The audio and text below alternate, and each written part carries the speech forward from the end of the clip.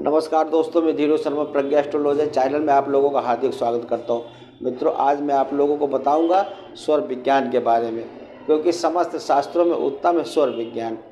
स्वर विज्ञान के बल पर व्यक्ति शत्रुओं को पराजित कर सकता है, मित्रों से मिल सकता है, लक्ष्मी कीर्ति एवं सुख की प्राप्ति कर सकता है। तो मित्रों, शास्त्रों में वर्णन है कि सतयुग में जयार्णो विज्ञान, त्रेता में ब्रह्मामल विज्ञान, द्वापर में विजया विज्ञान एवं कलयुग में स्वर उदय शास्त्र लोक कल्याणकारी होता है। तो स्वर विज्ञान के महत्व को बताते हुए कहा जाता है कि यदि राजा के पास स्वर उदय विज्ञान का विशेषज्ञ नहीं है तो वो युद्ध में पराजित होता है। तभी तो कहा गया है कि स्वरयज्ञ, शकुनज्ञ, देवज्ञ, मंत्रज्ञ एवं केरलीय ज्योतिष राजा के 5 रत्न होते हैं। स्वर विज्ञान को जानने मात्र से व्यक्ति सर्वज्ञ हो जाता है। स्वर में ही समस्त वेदों, शास्त्रों, गंधर्व शास्त्र आदि का ज्ञान समाहित है। स्वर में ही सभी लोग विद्यमान हैं। स्वर ही आत्मस्वरूप है। स्वर विज्ञान अत्यंत गूढ़ विज्ञान है। इसका प्रथम उपदेश भगवान शिव ने पार्वती जी को दिया था। यामल आदि ग्रंथों में यह मिलता है कि स्वर विज्ञान 2 प्रकार के होते हैं। स्वर यानी देहिक स्वर विज्ञान और काल स्वर विज्ञान। देहिक स्वर विज्ञान श्वास प्रश्वास में उदित स्वरों पर आधारित है, जबकि काल स्वर विज्ञान मुख्यतः वर्णमाला पर आधारित है। इसी कारण इसे वर्ण स्वर विज्ञान कहते हैं। इसके अंतर्गत विभिन्न प्रकार के चक्रों के माध्यम से विजय या सफलता सुनिश्चित की जाती है। प्राचीन काल में इन दोनों स्वर विज्ञानों का उपयोग युद्ध में विजय, यात्रा में सफलता एवं भविष्य ज्ञान, कार्यों में सफलता इत्यादि के लिए किया जाता था। देहिक स्वर विज्ञान पर यमला ग्रंथ, शिव सर्वोदय, नरपत जय, चार्य सर्वोदय और सर्वोदय सार, पवन विजय, सर्वोदय इत्यादि ग्रंथ मिलते हैं। वहाँ दूसरे और वर्ण स्वर विज्ञान पर नरपत जय, चार्य सर्वोदय, सरसार इत्यादि ग्रंथ पाए जाते।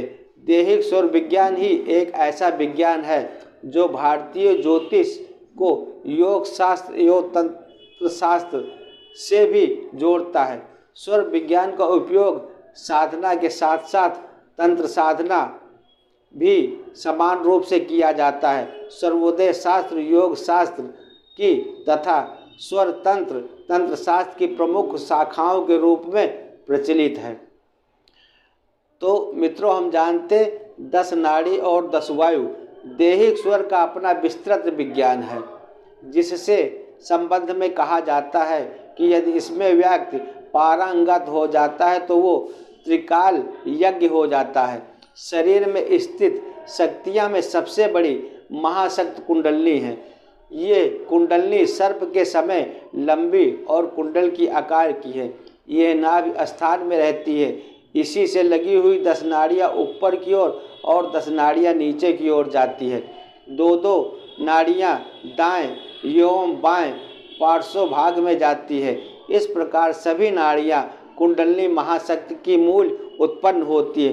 इन 24 नाड़ियों से संबंधित 707 नाड़ियाँ सूक्ष्म नाड़ियाँ भी होती हैं, जो कि शरीर का समुचित पोषण करती हैं। वैसे शरीर में अत्यंत सूक्ष्म 72,000 नाड़ियाँ हैं। इन सब नाड़ियों में निम्नलिखित 10 नाड़ी प्रमुख है। नंबर 1, ईड़ा नाड़ी। ईड़ा नाड़ी शरीर की बाईं ओर विद्यमान है, इस कारण ये वाम नाड़ी भी कहा जाता है। नंबर 2, पिंगला। पिंगला नाड़ी शरीर में दाहिनी ओर विद्यमान है, इस कारण इसे दक्षिण नाड़ी कहा जाता है। ईड़ा पिंगला क्रमशः वाम एवं दक्षिण नासिका पुट में है। सुषुम्ना नाड़ी शरीर के मध्य में विद्यमान है, इस कारण इसे मध्य नाड़ी कहा जाता है। नंबर 4 गंधारी, ये बाईं आँख में स्थित है। नंबर 5 हंस जीविका, इसे हस्तजीभिया भी कहा गया है, ये दाहिनी आँख में रहती है।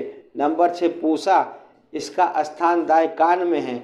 नंबर 7 यशा, यशा तथा यशवनी नाड़ी का स्थान वाम कर्ण है। नंबर 8 व्यूषा, इसे अलवृक्ष भी कहा जाता है, इसका स्थान मुख है। नंबर 9 कुहू, कुहू नाड़ी लिंग दोष में रहती है। नंबर 10 सिंहनिका, शंखनिका, इसे शंखनिका भी कहा जाता है, वो गुदा स्थान में स्थित है।